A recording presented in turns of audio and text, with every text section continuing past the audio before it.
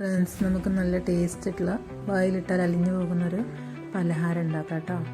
10 minute റെഡിയാക്കാൻ പറ്റുന്നൊരു പലഹാരമാണ്. നല്ല ടേസ്റ്റാണ്. എല്ലാവരും ഒന്ന് ട്രൈ ചെയ്ത് നോക്കുക, ഫീഡ്ബാക്ക് അറിയിക്കുക കേട്ടോ. ഞാനിവിടെ അതിന് വേണ്ടിയിട്ട് 5 ബ്രെഡാണ് എടുത്തിട്ടുള്ളത്. ബാക്കി വന്ന ബ്രെഡ് കൊണ്ട് നമുക്ക് ഇങ്ങനെ വെക്കാം കേട്ടോ. ഫ്രിഡ്ജിൽ വെച്ച ബ്രെഡൊക്കെ നമുക്ക് ഇതിന് വേണ്ടി യൂസ് ചെയ്യാം.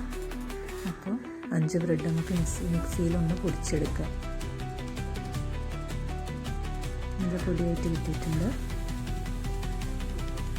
കണ്ടില്ലേ. നമുക്കിതിന് വേണ്ടിയിട്ട് ഒരു പാൻ അടുപ്പത്ത് വെച്ച് 1 കപ്പ് പാലാട്ടോ എനിക്കിതിന് വേണ്ടി വന്നിട്ടുള്ളത്.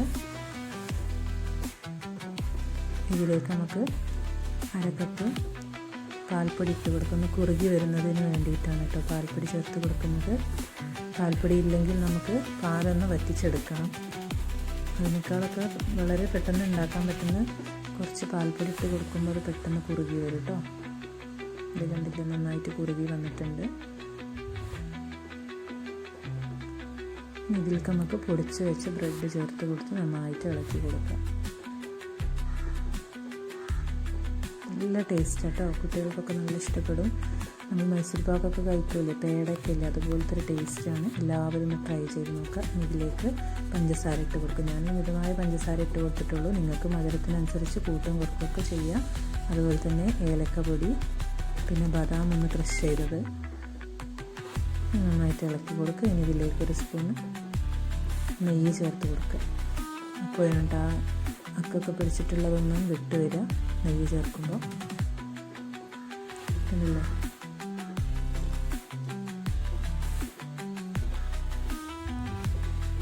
അതിൽ പാത്രത്തിൽ നിന്ന് ഒട്ടിപ്പിടിക്കാതെ വിട്ട് പോരുന്ന പരിവാകുമ്പോഴാണ് നമ്മൾ മാറ്റിയെടുക്കേണ്ടത് കേട്ടോ. ഇനിയൊരു പാത്രത്തിൽ നെയ്യ് തേച്ചിട്ട്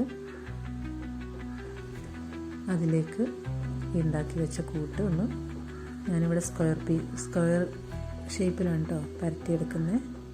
നിങ്ങൾക്ക് ഇഷ്ടമുള്ള ഷേപ്പിലിടാക്കുക. റൗണ്ടാണെങ്കിൽ റൗണ്ട് ചെയ്തും പറ്റും.